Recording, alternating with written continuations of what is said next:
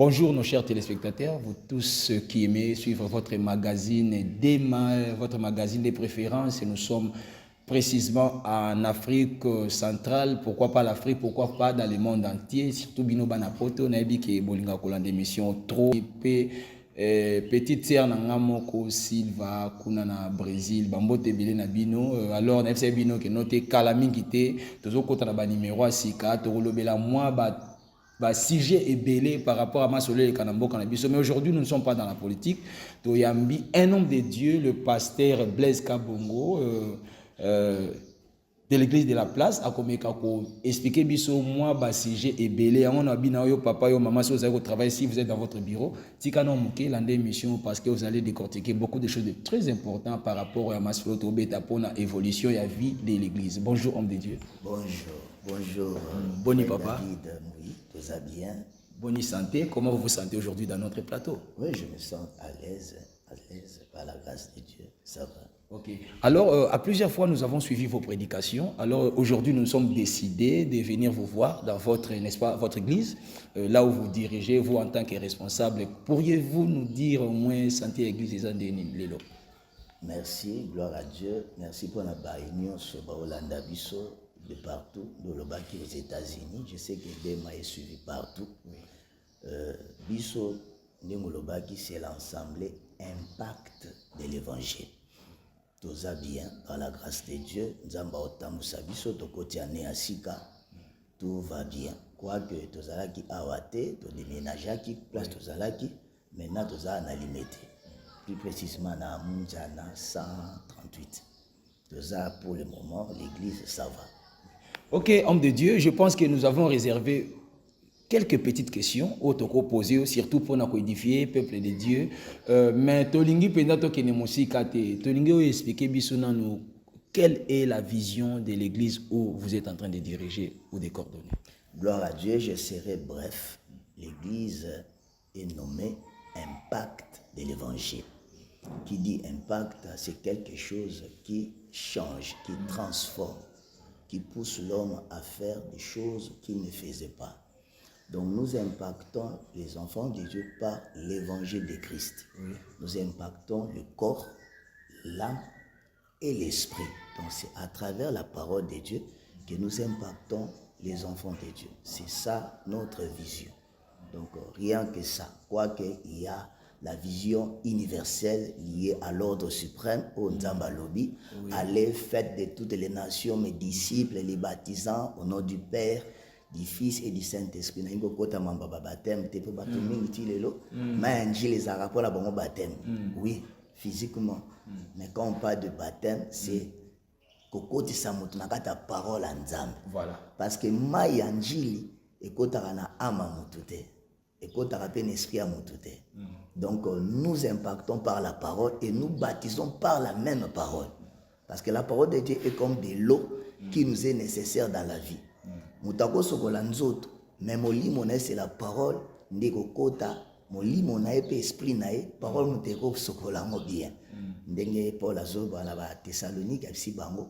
Nzambe oyo ya semo apetola.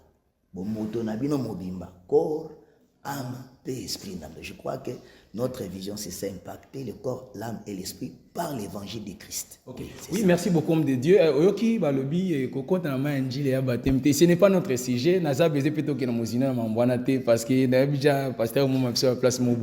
oui, merci beaucoup, Bande Kobalandi. Comme je vous l'ai toujours dit, dans le magazine Abisso Dema, c'est là où vous allez récolter de très bonnes choses. Parce que chez nous, là, tu n'inviteras pas n'importe qui. Mais tu as besoin de qualité. Chez nous là, si nous vous invitons ici, dans Dema Magazine, il faut se ressentir parce qu'il y a un théâtre zalaté. Oui, homme de Dieu, en tout cas, lentement, sûrement, pourquoi aujourd'hui il y a plusieurs églises dans des avenues, tout le monde a une église, tout le monde a une église, et comme partout, partout, je vais dire, surtout ici à Kinshasa. Mais pourquoi via Batou, ils ont changé? Merci. Question oyo source nango uti musiga. D'abord, sur la mina le patriarche, vous allez comprendre que na obanda na idi na bala, pas idi na bala bazalaka plus la génération on a ba Daoussa. Oui. Mais so tali na Nigeria, Au taille nabiso, la différence c'est ça moi magasi. Donc pour ne pas aller plus loin, ce qui changement est athée, ils allaient partout. Ils allaient partout. Naïbi que ba ramasi bazanga ate. Babina mikola suka ba faux prophète ba ozala. Et là sali que le changement est aux alaté parce que il y a des ramassis pe ba kotisi ba feu étranger. Vie souffrance, vie situation sociale ya bato. Mutu mususu lelo ala muki akomi na pasteur. Alors il y a des ofuta akoma pasteur. Non, ngala ça je suis licencié dans sa gestion des entreprises. Dieu m'a appelé pour le servir, je le sais. Et là, mingi kotaka na eloko eza vrai, ezalaka soki situation ya vie sociale. Eza bien. Tata bino pe boko mebele ba YouTube non? Oui. Boko mebele po boyebi ke zo futa ba vue ezo futa mais ba mingi ba bengami te, ba mingi bazala ba talent loko ya bino te. Ba mingi ba sali même ifacité, ba sali même animation culturelle te. Ezala inakuna. Oui. Ba mingi ba sali yango te. Mais ba bito komi lelo akolo baba n'importe quoi. Bref, nazonga na question tunainga église ezo connaître bibloko eza parce que beaucoup de gens va focaliser besoin na bango sur le plan social, mais besoin spiritualité. Ba tout lelo ba ote ya message que ezali calibré kaka na makambo ya kolia. On zamba oui matériel. On zamba lobi chercher premièrement le royaume et sa justice. Bilo musu epesa mleso sima. Soki batu ba yo benga na mitu ba bengi ba biyaka okobala, soko balite o changer ta. Or tout le monde a lesbienne bazo bala. Est-ce que nzamba kufaka na ikulusu po ba bala? Non, je crois pas. Nzamba so akufaka na ikulusu po to so bomo ya seko. Et le gars ko manquer na mokili c'était le salut. Le lo batu ba sous na saluté, ba mi ko kende plus na solution matérielle. Yara pa na biso baza plus ba fanatique ya ba pasteur que ba fanatique ya nzambe.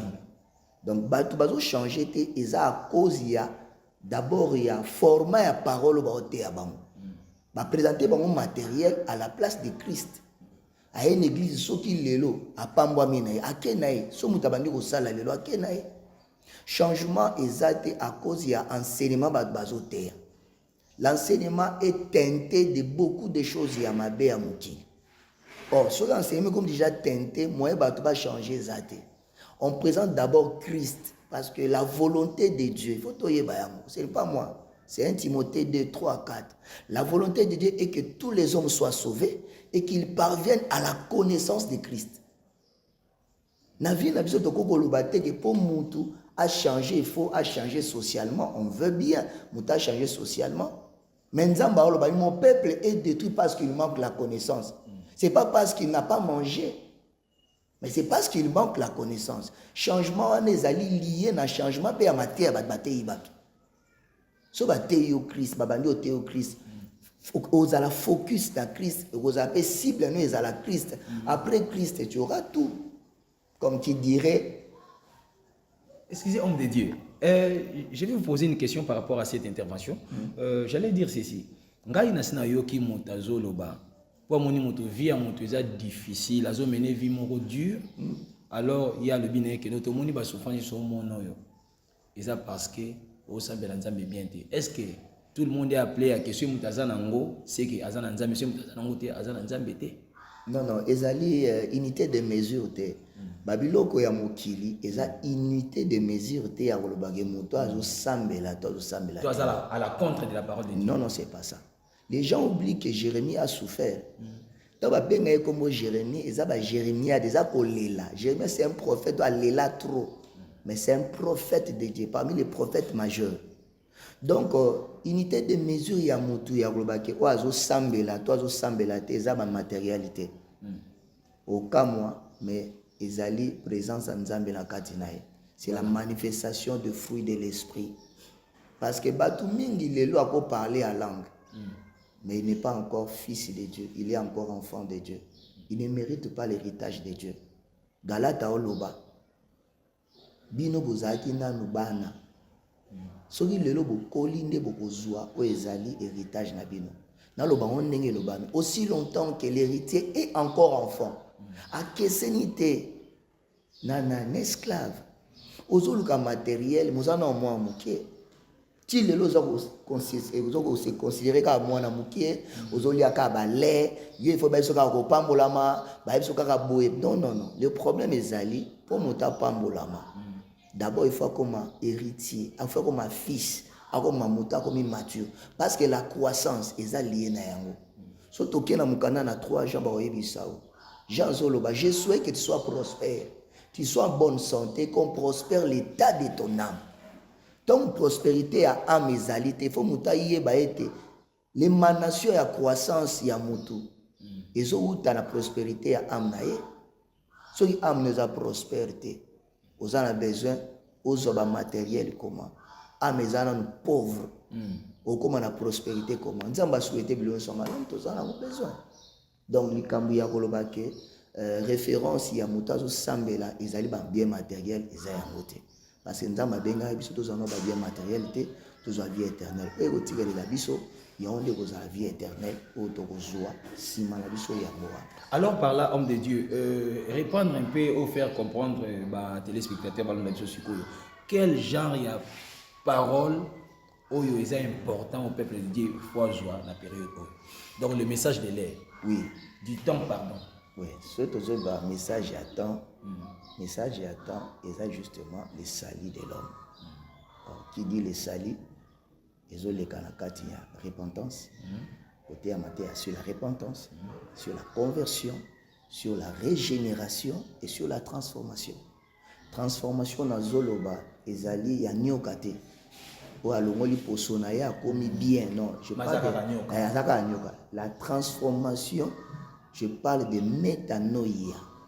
Moto azaki chéni a commis papillon.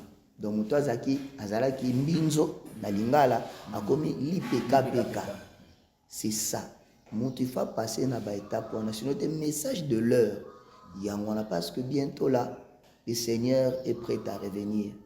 Les hommes chercheront la grâce, ils n'en trouveront pas. Ça sera trop tard. Maramboto loba awa, et salama na tangu ya Noé, et salamaka na tangu ya Sodome na Gomorrhe. Tozomona lolenge bat bazo sala. Tozomona lolenge nini prolifération ya ba église mabe koti. Tomona lolenge nini ba lesbienne ba koti, tomeme ba transgenre ba koti. Pourquoi? Bazana beso ba ko pousser nzambe na kanda. Or nyonso esala ke batu ba kufa lelo za po batu ba sepeli saka nzambe te. Effectivement. Or même message ba ce qui arriva au temps de Noé arrivera aussi à l'avènement du fils de l'homme. C'est que natanga Noa te ki batu la repentance. On doit prêcher la repentance, on doit prêcher la conversion, la régénération de l'âme, de l'esprit. Et la transformation est gozala. Et logo est facile pour la bâtonnière. C'est ça le message de l'heure. Chers téléspectateurs, je pense que vous êtes scotché collé dans ce numéro. Je pense que Boyo qui c'est qu'a dit les pasteurs, retournez un peu du côté de la technique métanoïa.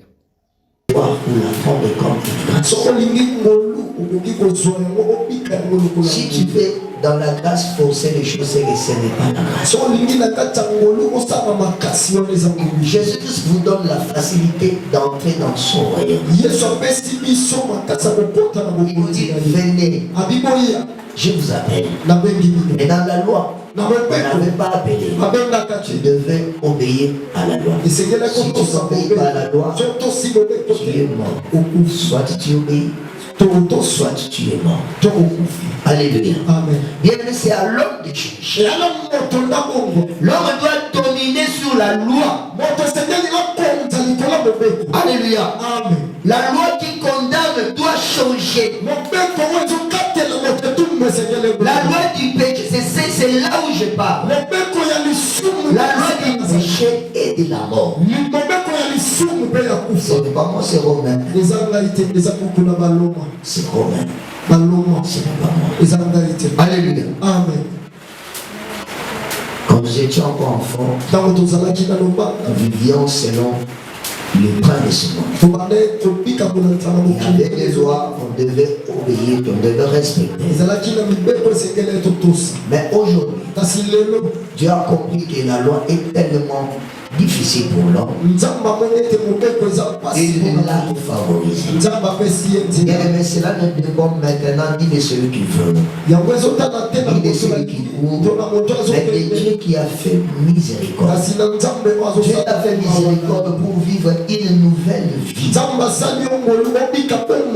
ne te conforme pas au siècle présent. Tu dois changer. Les changements se passent dans plusieurs domaines. Les changements se passent dans plusieurs étapes de l'homme. Les changements se passent dans 3 entités de l'homme. Par ton esprit, par ton âme, et par ta chair. Alléluia. Bien, mais si tu veux changer, voici le temps. Le temps est là. Tu dois renoncer à tout ce qui n'est pas de Dieu. La loi t'a condamné depuis longtemps. Beaucoup de gens vivent dans l'Ancien Testament, mais cependant ils sont dans le Nouveau Testament. Ils sont dans l'ancienne alliance, cependant Jésus-Christ est déjà venu. Si Jésus-Christ est venu, il n'y a pas encore de loi qui peut condamner l'homme. Oui, merci à la technique des retours sur ce plateau, toujours dans le sens avec notre invité principal, le pasteur Blaise Kabongo, qui est en train de nous expliquer, de décortiquer quelques points. Parce que Allo va bien. Déjà, lentement, sûrement, émission de vraiment Nasuka. Homme de Dieu, je pense que vous avez bien suivi votre séquence par rapport à l'activité Bossaki le dernier dimanche. Je vais dire dernier dimanche, il y a année 2024. En tout cas, vous avez parlé aussi du métanoïa. En tout cas, c'était bon. Nous avons vraiment aimé. Pesa bisona adresse église et pas église. Ils allaient pour la bande de Bazan occasion. Landa aussi que Bako Kolando même l'église. Oui, gloire à Dieu. Dès le début, na pesa déjà adresse tozana limité. Plus na quartier Mombele, na avenue Munzana numéro 138. Tozana, ça fait déjà 3 mois au Tozana. Parce que tu as déménager place Tozalaki depuis tu commis wana. Donc adresse soba bazana besoba landa bisoba oka parole parce que biso tolobaka notre église c'est là où il y a la porte du ciel. Oui. Ce qui va teyo le balanzambe c'est que vous a garanti à cause ya matéo parce qu'on va vous impacter dans le baki dans mon canal 1 Thessaloniciens chapitre 5 23e verset. Que l'Éternel lui-même oyo asali biso a sanctifié nzoto na biso mobimba corps, âme et esprit. Yango na ndipso de terre mikolo nyonso. Il faut corps amoto ezala la témoignage ya oyo passé na âme na ye. Il faut âme ezala témoignage na oyo le na esprit na ye. Donc soki moto azali connecté avec Dieu par son esprit, il va comprendre les mystères de Dieu. Parce que Dieu nous a donné l'intelligence comme esprit pour comprendre les choses d'en haut. Il nous a donné la sagesse pour vivre sur la terre. Alors, âme déjà responsable. C'est l'âme qui sera jugée. Mais le corps, c'est la manifestation. Il y a makambo et le kana âme yamutu. Et on a impacté corps, âme et esprit afin que mutu lobby. Parce qu'à Yebi Kauta qui pananzambe, nous étions nakati na constellation des esprits, je peux dire comme ça. Nous étions dans la constellation des esprits. Béni soit Dieu, Père de notre Seigneur Jésus-Christ, qui nous a bénis de toute bénédiction spirituelle. Na likolo. Donc, tant que nous avons likolo, aïe na mokili pour nous sala stage. Amener pour sala stage pour y la mabena malam. Si ko makambwane mona na po ama mutemona na katemona na nanzoto amutu. Yangwane photo te ya mutu. Esprit nae et comprendre makambu ya nzambe pour être à vivre na bato avec la sagesse. Tant que mutu vivre na bato na mokili avec la sagesse, c'est alors que tant makokufa rozonga amener ko la responsable et ko la juger pa nzambe. Yango tozala ka wana pona ko te ya sinon nous martelons sur ça. Mikolonios. Tout ça, bateau, tu as une pensée stoïque. Au bateau, il faut pas comprendre. Nous sommes rationnels. Et nous ne sommes jamais ébranlés par rapport à la situation à Mokili. Au local, il y a 40 jours, on a besoin de ça, 40 jours, pour que ça va démon, non. Nous sommes commis penza à Sika. On a besoin de chasser la société parce que les démons vont en avoir été. Yesu nda ofana dans la kati, nous sommes comme à Sika pour naï. Je crois que les abongos, pendeng veto sala musala nzambe. Ok, merci beaucoup homme de Dieu. Je pense que lentement, sûrement, nous poussons déjà vers la fin. Aujourd'hui, tout le monde a une situation qui traverse notre cher pays, l'art du Congo.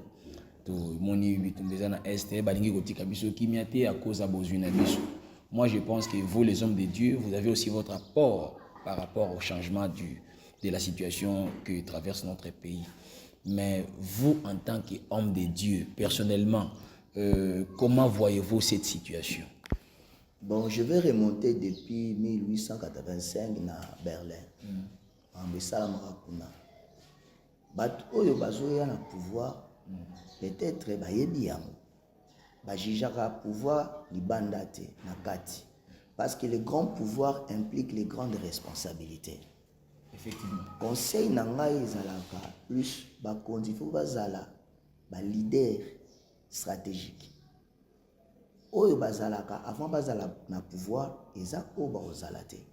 On peut dire à l'autre ou à outiko leka osalima be osalima be to ba ba olinga ba ya biso to ko to sala bien.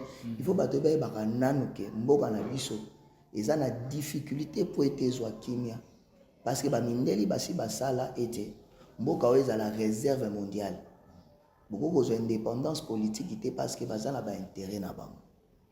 Beaucoup linga jamais que Rwanda ndenga zana pays ya mukiebo et la RDC. Boy bakaite derrière Rwanda il y a toujours des belé ou des multinationaux, des binationaux ou des gérer. Pour la biso basali na Nzambe, toza lokola Moïse na ngomba. Basoda baza lokola bato bazo bunda lokola na kati na front. Biso to bondela pona bango. Apport na biso ezali la prière. Apport na biso ezali ba conseil kozongisaka pe ko interpellaka bakonzi. Mais eloko ezo sala mapenza te yangwana parce que bato mingi bazali assoiffé d'argent. Akoyebisa mokonzi eloko oyo nzambe ayebisi ye te. Akoyebisa oyo mokonzi azolinga ayoka et non oyo nzambe alobi. Biso apport na biso ezali ko conseiller lolenge ezalaki kala. David asali mabe abomi Uri esengelaki nani Nathan prophète Nathan akoyebisa ye ayebisi ndenge salaki pe mokonzi azongaki na nzela ya motu ezali biso topesa conseil to orienter bato et puis sur le plan il y a éducation spirituelle esengeli pe to orienter tozomona leo aussi phénomène il y a peine de mort il y a bakuluna tozomona ngo quoique eza kosala mwa misala nango mais quelque part soki éducation ezalaki bien na église bato bazwaki ba responsabilité lokola ba pasteur mpona batravailler esprit ya bato bacomprendre ke koboma eza mabe koyiba eza mabe soki liloba na nzambe eteyamaki bien phénomène alingaki esila te mengaki ediminue eza phénomène ezaka a na Congo te eza partout ezali donc susu na biso ezali ete tozonga na casquette na biso ya basali na nzambe. Oui, mosala nzambe alinga sala politique, c'est pas mauvais. Mais le problème ezali apport na biso ezali ko bondela pona basali. Ya babito bondela pona bato baza élevé. To bondela pour le roi, to bondela pona ba président, to bondela pona ba sénateur, bato nyonso bazolinga basala ba loi. To ba voter ba loi. Mais homme de Dieu, bosala mondeni parce que on constate cela, c'est tout le monde qui le sait. Basala nzambe lelo boyoka ni bozana ngote, mutu mutazana kwena ye, bambwakela, ko bendana tout ça, beaucoup de choses to koloba na médiaté. Comment est-ce que vous pouvez faire, par quels moyens, quelle stratégie pouviez-vous adopter ou adapter pour que Boluka Bozung sa bomoko wana? Ma pesa mon conseil na TVT. Malheureusement, conseil soit une pesa son alingue faut na luka. Babi si ton frère a un problème avec toi, va le voir. Songa za na likambo moko na ko ebisa basali na nzambe, na ko leka na TVT. Mais le quoi, la télévision, c'est qu'il faut aussi dans les médias. Le problème, c'est la télé, c'est la rue. Les gens ne comprennent pas. TV comme Matsayo, et comme Kitsayo. Oh, les capolo, Bayo, peut-être vous avez besoin de vue, mais c'est pas ça. Nga iso na kopesa basala na nzambe conseil, na kopesa bango na TVT. Na zaba ene bazali, ba ope bazali, ba leki na sima biso bazali. Il faut créer un cadre. Bato bazaba ba yaya na biso dans la foi, les aînés dans la foi. Bakoko bongisa ba cadre moko ya to zonga, to comprendre. Place to utaki, la place to komi. Tozo kende bien, toto ke mabe. Moto aleki moninga zata. Yo za loboko nga za lokolo ya za liso to sa corps de Christ. Soki yo lobi olekinga ezaka ba mativisme na yo. Nga problème na ngeza moko ezake. Tozonga na parole. Tozonga lolenge tozalaka. Lolenge zalaka to andoko mona la même chose ba branamiste. Bazoya conférence dans la conférence moko c'était l'apôtre Paul apôtre Léopold Mutombo. Après sa conférence moko sur quelque chose na mona rappé papa casse assista ka ba bazaka belé et banda ko sala mais le yo sala maté to so kende na ebité wapi mais problème fanatisme mutu na oyaye bon qui fanatisme oui ezali parce que lelo na otaba avantage. Bon, ok, homme de Dieu. En tout cas, je comprends, vous vous réservez beaucoup. Toboy et comme le rôle à ceux qui paient tout le bela moutoua ouate. Bon, homme de Dieu, votre mot de la fin, au koloba nini na bandeko yo balandi on est Michel Lelo. Nini bakoti kana moto. Vous avez la parole. Merci na pesibino. Eza émission il y a Maliboso il y a année 2025 to salina David Mboui. Je sais que bolanda va dema. Objectif na biso lokola basali na nzambe to dans l'impact de l'évangile ils allaient ko impacter corps âme na esprit eza vision na biso parce que tokozwa nyonso tolingi kozwa toyeba ke un jour âme na biso ekozala réclamer pa na nzambe souci na biso eza bato bazongela nzambe solo nzambe to ande ko bondela kala o bando benga so ba groupe de prière nzambe watu ando ba sauter lisum na sauter alléluia amen système ya mbunda watu zongela nzambe ya mbunda nzambe oto to komi lelo te ba réseaux sociaux muta o sambela o cha téléphone o cha selfie te to ando banga o tokate to ando banga o fuka matata to lati bien to zongela nzambe wana parce que fuka mafatela lamba elo na psi batu le royaume de Dieu est approche depuis nyonso tozana de œuvre à diable et marchons dans la crainte de l'Éternel parce qu'il nous voit dans tout ce que nous sommes en train de faire. To éliminer poids nyonso inutile na vie na biso, ça nous avance à rien. Ba débat na télévision, ba serviteur de Dieu, oh ngai boye, non. Ça nous avance à rien. Ndenge moko na politique. Tineza te mukolo za na pouvoir au comprendre que baningo bazana ba okemba.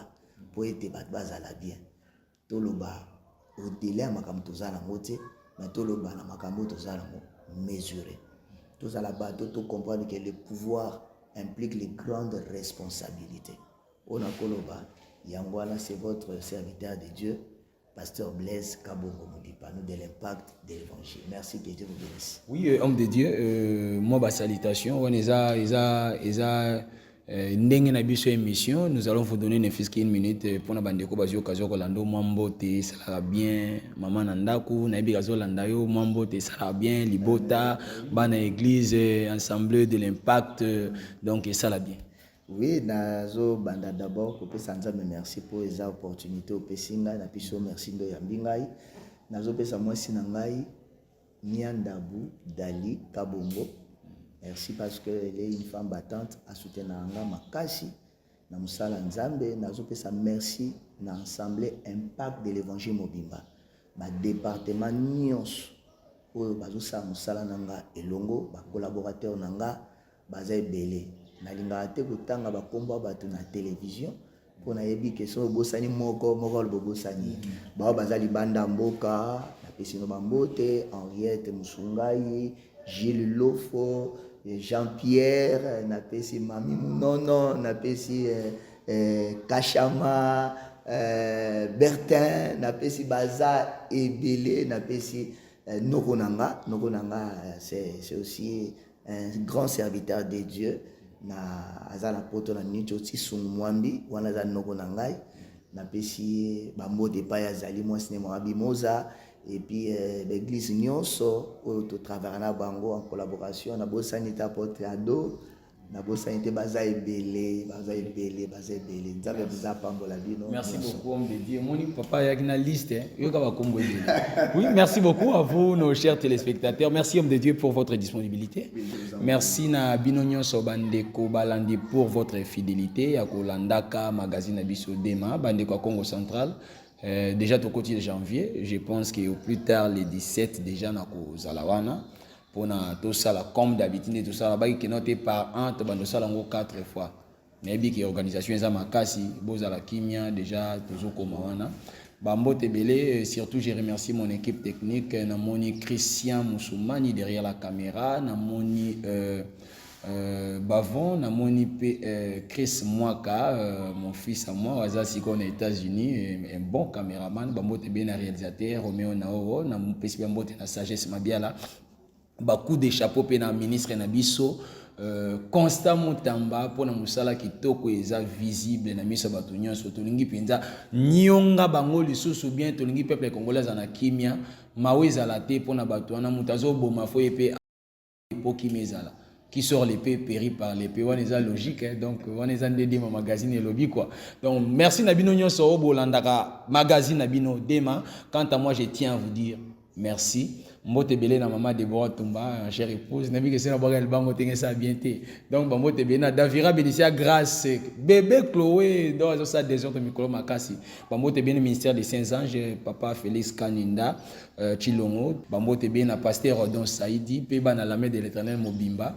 Bambote belé na bino nyonso obolinga de ma magazine. Quant à moi, je tiens à vous dire merci et au prochain numéro.